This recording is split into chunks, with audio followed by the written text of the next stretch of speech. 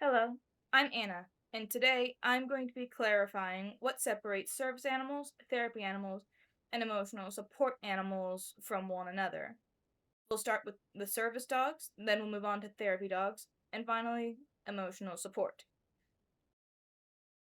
Under the Americans with Disabilities Act, a service animal is defined as a dog or a miniature horse in some rare cases.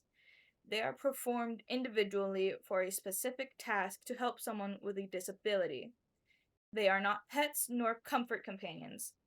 They work to help with their handler's disability and help make things easier for them, such as guiding a person who is blind, alerting a deaf person, retrieving dropped items, or interrupting a panic episode. Because of this training is so specialized, service animals have a much bigger, broad access than most animals. They are allowed in almost every public spaces, especially where pets are typically banned, like stores, restaurants, and airplanes. Staff, however, are very limited to what they can ask. Legally speaking, they can only ask if the animal is required because of a disability and what they are trained to perform. They are not allowed to ask for documentation, nor are they allowed to require the animal perform its skills. Service dogs can only be excluded if they are out of control or if they are not house trained. Otherwise, they are protected by law.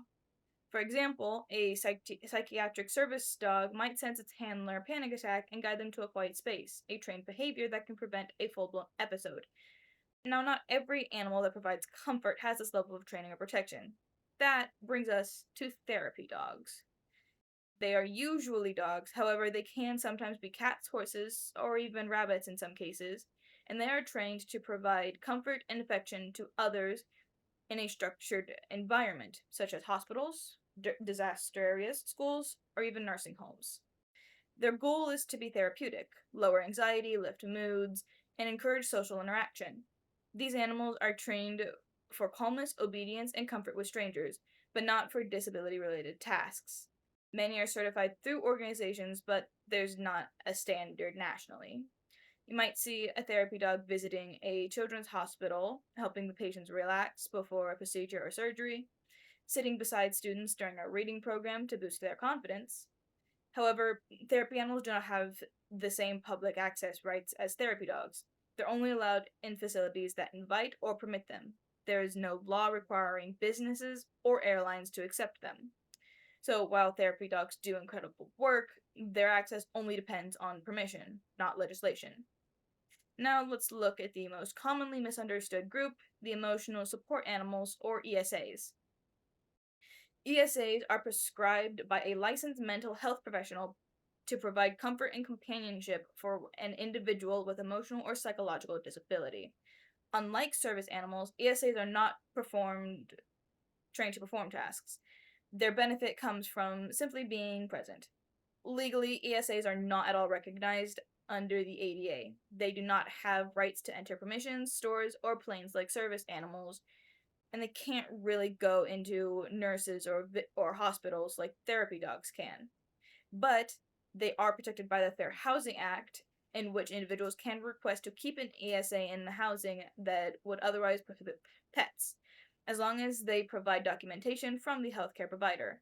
Unlike a few years ago, where ESAs were also allowed to fly in the cabin underneath the Air Carrier Access Act, but most airlines have now changed their policies, treating them as regular pets. ESAs can offer real emotional benefits, reducing anxiety, depression, and isolation, but because of widespread misuse, such as fake online certifications, rules have tightened. So while ESAs provide comfort, they do not share the same rights as trained service animals or therapy dogs.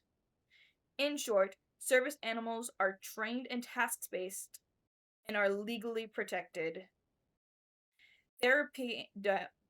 Animals are trained for comfort but have very limited access that is based off of permission.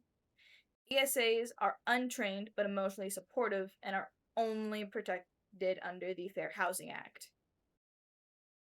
Today, we defined each type of assistance animal and explored how their roles, training, and legal rights differ. While therapy animals and ESAs both bring meaningful comfort, only service animals carry the understanding these ugh, only service animals carry the responsibility and privilege of legal access to almost all public spaces. Understanding these distinctions help us respect the real working partnerships between people and their animals while preventing confusion and misuse. So next time you see an animal in public wearing a vest or hear someone mention their support pet, you'll know exactly what that means and what it doesn't. Thank you.